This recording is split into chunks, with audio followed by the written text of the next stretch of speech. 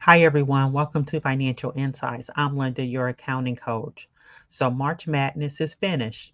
College basketball is now completed. We now have a national championship for the women and the men. So, what does that mean for small businesses? That means we are now entering in Q2 of 2023. So, this is the time for us to strategize for the next 3 months.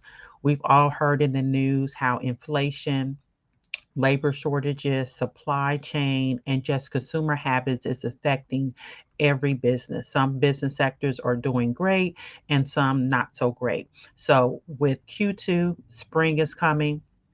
Summer's coming, consumer habits, business habits, a lot of things are going to change. However, one thing that you can do to help weather the storm is create a cash projection.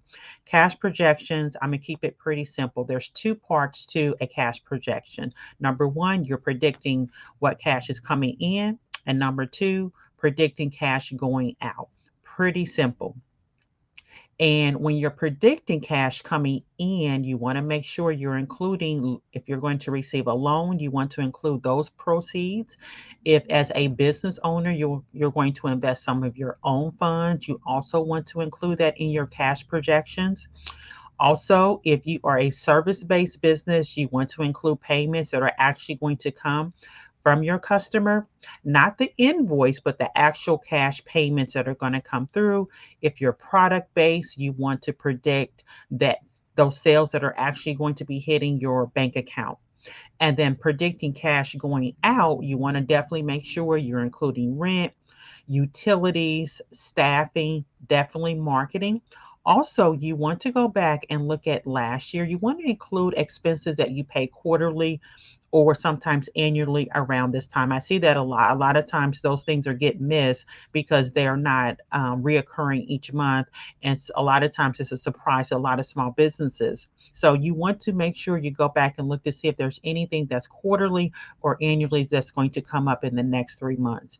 The cash projection is just not putting numbers together. It allows you actually to look at your whole business overall. So when you're predicting cash coming in, you know what? You're going to have to look at your products. You're going to have to look at your marketing. How much time, effort, are you going to hire a consultant to help you with social media? Do you need what type of supplies you're going to need to make that product? Who are you going to need to help you get that service or product out the door? So with the cash projection and this exercise, it allows you to look at the whole business in one setting. So keep it pretty simple. Spend 1 hour, just 1 hour, predicting cash coming in and cash going out for the next 3 months. This will help alleviate some of the stress. It will allow you to be proactive.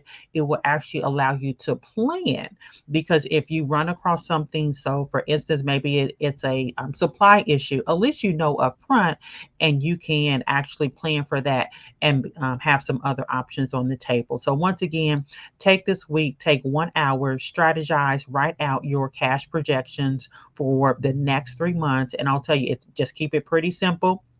If you need a spreadsheet, simple spreadsheet on how to just do a cash projection, direct message us and we can send you that template. Hopefully, you find this information helpful. Make sure you like, comment, and share, and we'll see you next time. Take